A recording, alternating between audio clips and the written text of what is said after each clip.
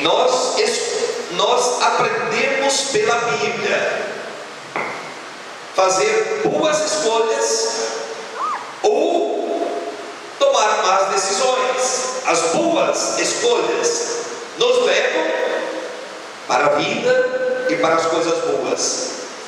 As escolhas ruins nos levam para a morte e para a condenação. E sabem, queridos, quanto mais voltados nós estivermos em torno daquilo que não é de Deus, quanto mais puxados eu e você vamos estar para as coisas erradas. Então, se eu desejo decidir o que é bom, eu preciso me arrodear do altar, eu preciso me arrodear das brasas para permanecer no calor do fogo. Jesus disse que a nossa carne ela é fraca. Às vezes é a consciência, às vezes é a emoção que nos puxa a tomar a decisão mais drástica e mais errada, e depois nós dizemos: como eu fui louco.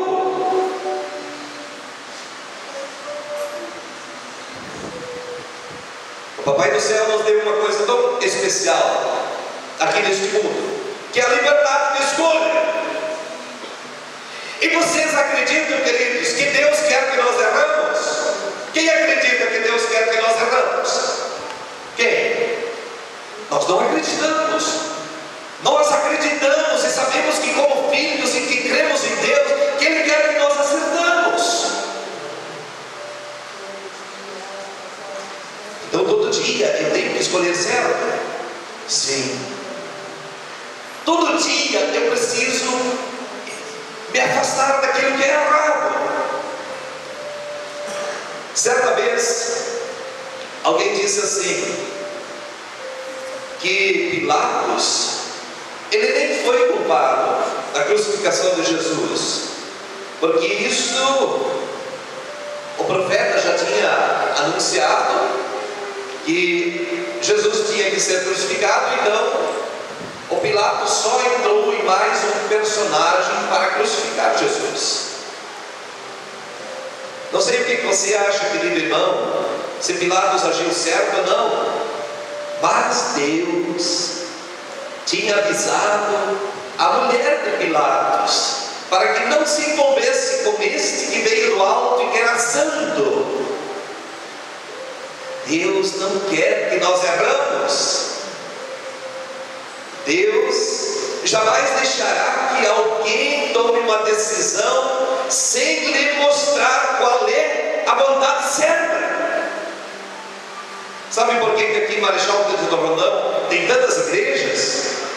Porque Deus tem um propósito para que todo ser humano ouça o que é verdade, para que todo ser humano possa ter a oportunidade de ser confrontado com a palavra de Deus, com Jesus, e possa tomar a decisão por Jesus.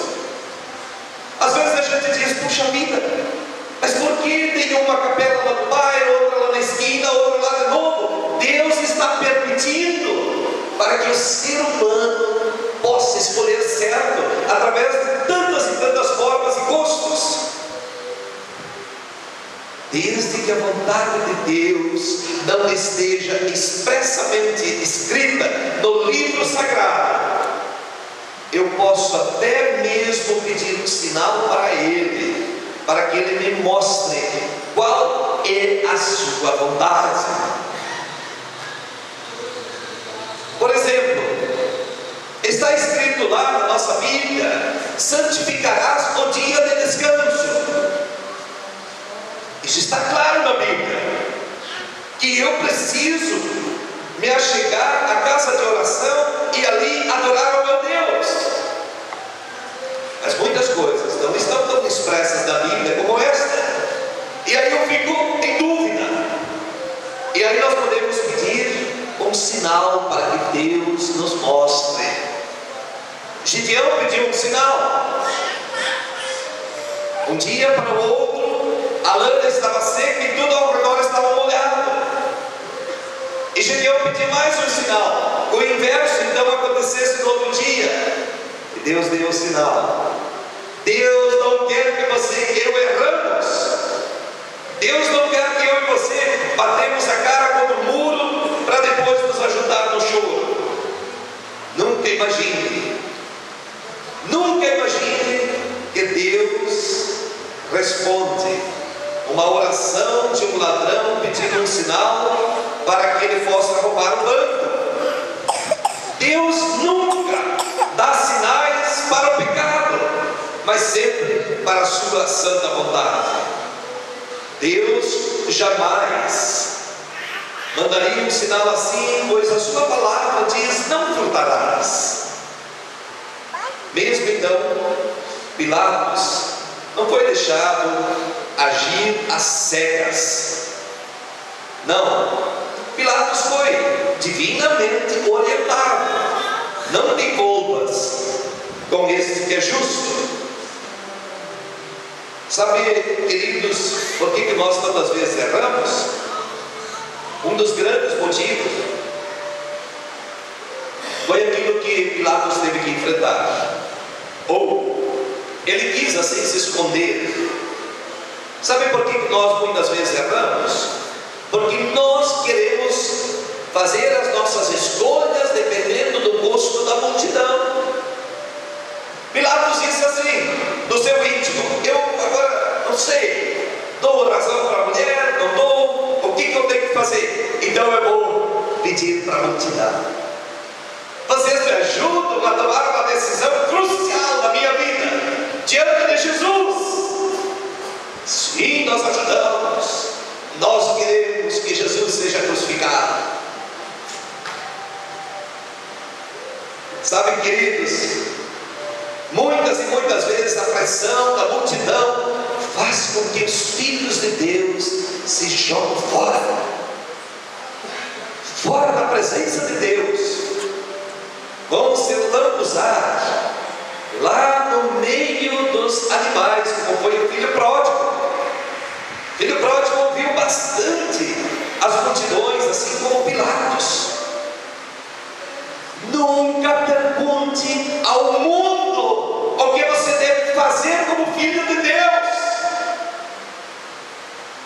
Sabe que a resposta do mundo vai dar? Aquilo que o diabo quer fazer para nos destruir, porque o mundo está bombado pelo inimigo, pelo destruidor. E o destruidor vai dizer depois, sabe o quê? Te enganei. Nosso Deus não é Deus de engano, nosso Deus não é Deus de confusão, nosso Deus é Deus da vida, Deus de amor que enviou seu Filho. Sabe, queridos, um homem de Deus chamado Josué esteve diante de uma multidão dos eleitos de Deus, do povo de Deus, e o povo de Deus estava dizendo: nós queremos adorar aos ídolos aqui, nós queremos adorar aos deuses dos moabitas, dos amorreus, não sei o que. Josué bateu no peito e disse: façam o que quiserem, e eu não vou ouvir a multidão, eu e a minha casa serviremos ao Senhor. Quantas e quantas vezes você deixou de vir da casa de Deus pelo clamor da multidão? Hoje não precisa ir. O que você vai fazer lá? Pois é, e deixa de servir a Deus. Você está fazendo uma escolha. O lugar dos filhos de Deus é na congregação dos santos, querido, não na tenda da perversidade. Não tome uma decisão errada, não deixe com que o mundo lhe ajude a descer ladeira abaixo. Nunca permita e nunca deixe que as pessoas façam decisões as quais só você deve e pode fazer. Deus deu uma memória, Deus deu uma consciência para cada um de nós, não só para mim, não só para o pai, não só para o filho, para cada um de nós termos a capacidade de decidir. Um dia, quando nós seremos chamados diante do tribunal de Cristo. Aí você vai ter o parceiro aqui, o parceiro ali, o parceiro lá, aonde te esconder, aonde te escorar. Não, vai ser pessoalmente, eu e Jesus. E eu vou ter que responder para ele se eu tomei decisões erradas pelos amigos. Sabe, queridos, uma coisa que nós precisamos pedir hoje é força para podermos seguir Jesus. Porque o que tem de cristão caindo para cá por causa dos sentimentos, emoções, caindo para lá por causa da turma que diz outra coisa, caindo para lá e ficando em casa, se escondendo de Deus e fugindo da voz do Espírito, porque um ou outro desanimou. Pilatos foi pela multidão, e então ele selou a sua condenação. Jesus um dia vai estar com as vestes de advogado, e ele vestirá suas vestes de juiz e perguntará ao Pilatos: Pilatos, o que tu fez comigo? O que tu fez comigo? E perguntará a mim e a você: Dorival, o que tu fez comigo? Você tinha Bíblia, você tinha irmãos que oraram por você, você tinha uma igreja, e o que você fez comigo? Não tome uma decisão errada em relação a Jesus. Talvez você já comprou um Juco e queria ter comprado uma variante, e ficou te culpando por muito tempo. Talvez você errou em algum negócio, errou em alguma situação, mas ela ainda é remediável. Mas nãoere quanto ao destino da eternidade.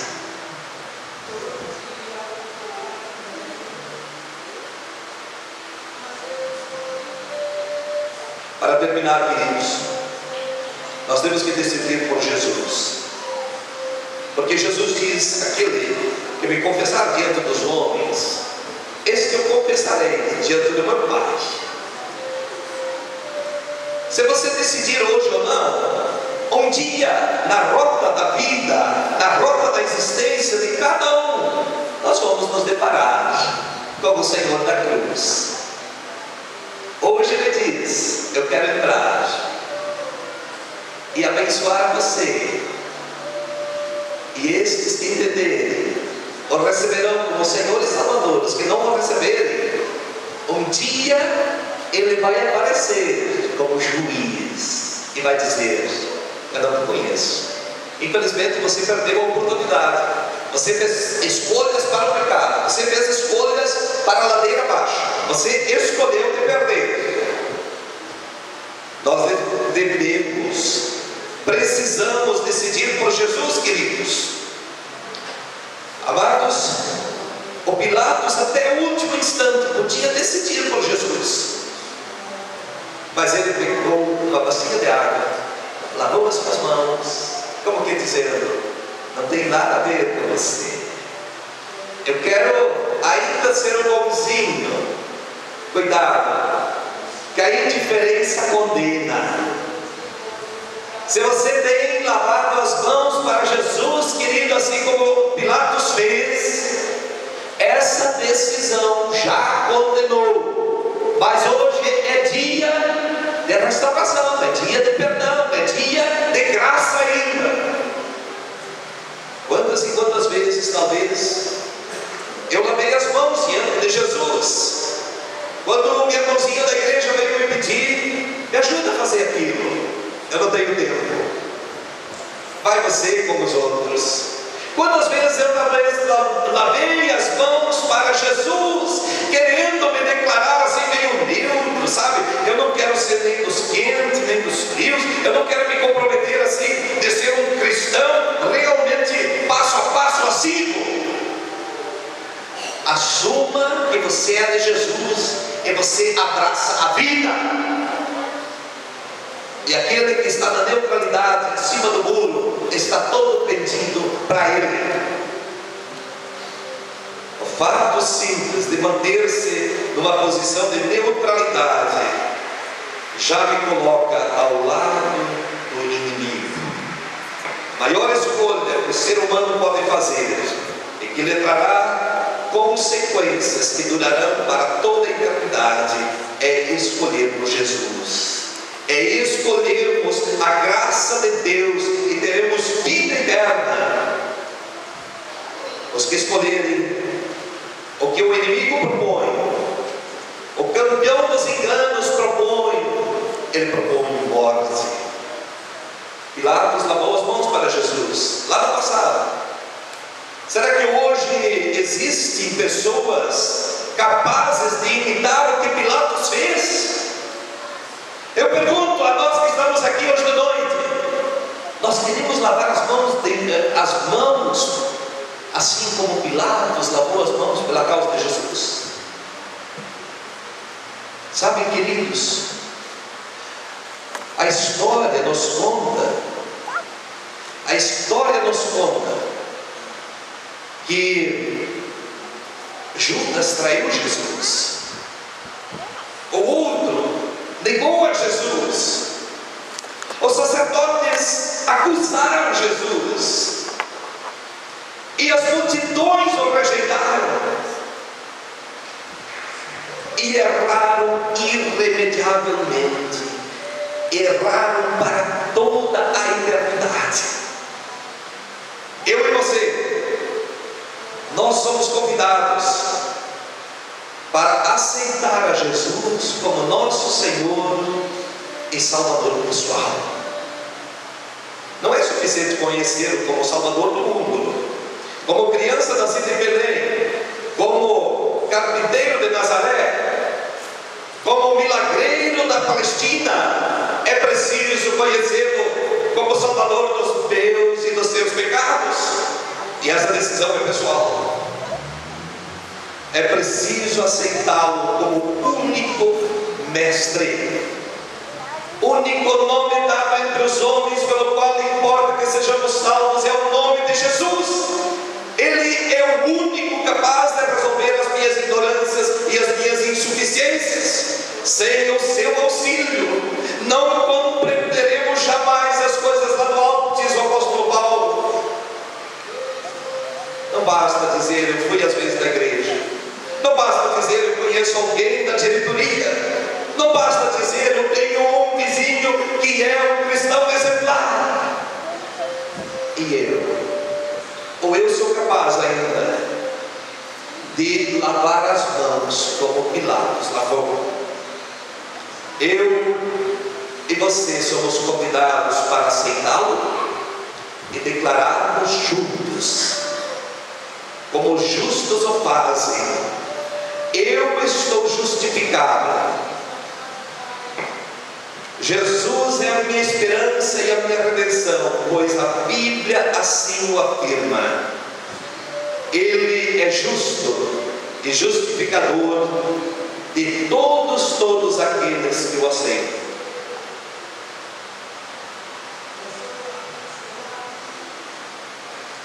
Jesus diz: hoje eu estou à porta e quero entrar. Se Jesus não está no fundo do seu coração, no fundo da sua mente, Ele está à porta do seu coração. Escolha deixá-lo entrar. Quero convidar a todos para ficarem em pé. E eu quero dizer 3 ou 4 frases para você, mas eu quero dizer muito devagar para você compreender bem. Sabe qual a maior necessidade do mundo hoje? A maior necessidade do mundo hoje não é desaquecimento global, não é água, não é cura da AIDS, da câncer, não. A maior necessidade do mundo hoje é de homens e mulheres que não se compram e não se vendem. Homens e de mulheres que não se compram e não se vendem. Pilatos se vendeu.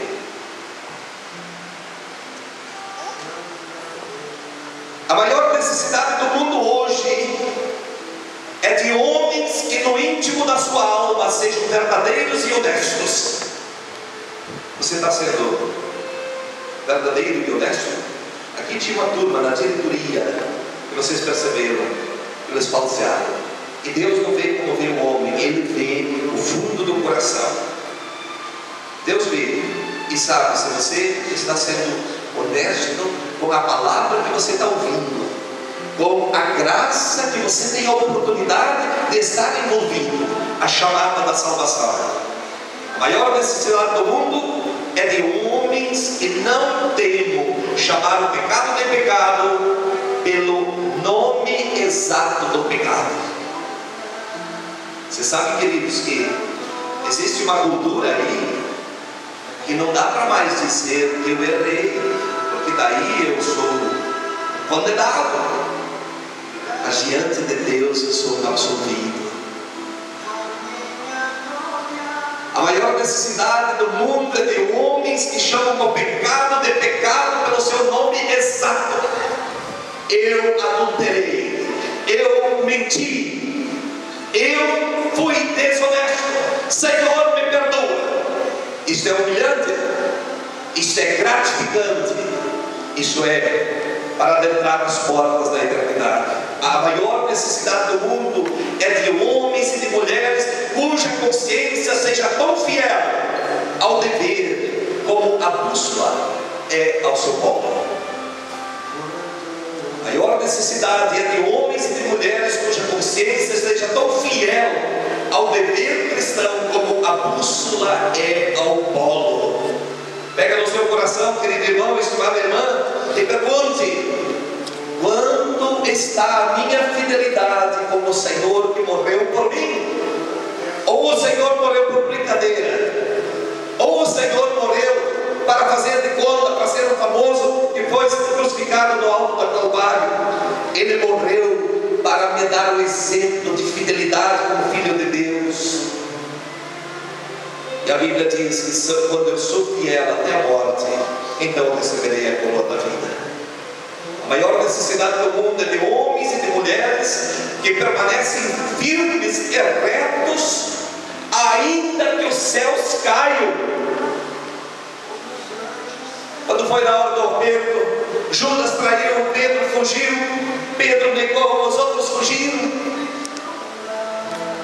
Mas a igreja cristã está cheia de marcas de homens que jamais vacilaram e jamais arredaram o pé, mesmo que o mundo caísse, mesmo que o fogo pegasse, mesmo que a perseguição estava ali, não arredaram o pé. E os homens queimados vivos do fogo por amor a Jesus, ao redor deles, quando a fogueira pegava, estava o esplendor dos céus.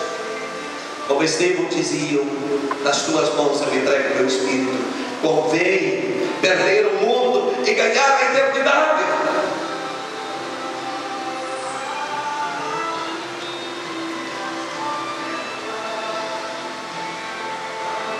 Jesus diz: vem e segue-me. A você e a mim. Ela não está falando com aquele que não veio hoje de noite, está falando comigo e com você. E eu gostaria que, se nós tivermos homens e mulheres, assim como eu disse aqui, de pedir alguma manifestação, homens e mulheres que não se compram, não se vendem, que do íntimo da sua alma são verdadeiros e honestos, que não temem de chamar o pecado de pecado pelo nome exato, cuja consciência seja reta e fiel ao dever como a bússola é ao polo, e de homens e mulheres que permaneçam firmes e retos ainda que os céus caem. Hoje de noite eu quero dar uma oportunidade para você declarar que você tem o desejo e foi tocado por Deus para seguir a Jesus. Nós vamos cantar o número e vocês me ajudam. E enquanto nós cantarmos este número, meu amigo, hoje tens a escolha, vida ou morte, qual vais aceitar. Amanhã pode ser muito tarde, hoje Cristo quer te libertar. Eu gostaria gostaria que você meditasse e tomasse uma decisão e fizesse uma escolha. E por aqueles que já escolheram o caminho que é Jesus, louvado seja Deus. Os céus batem palmas. O Espírito de Deus está trabalhando hoje de noite. E Deus quer fazer não só uma restauração, a obra da salvação no seu e no meu coração.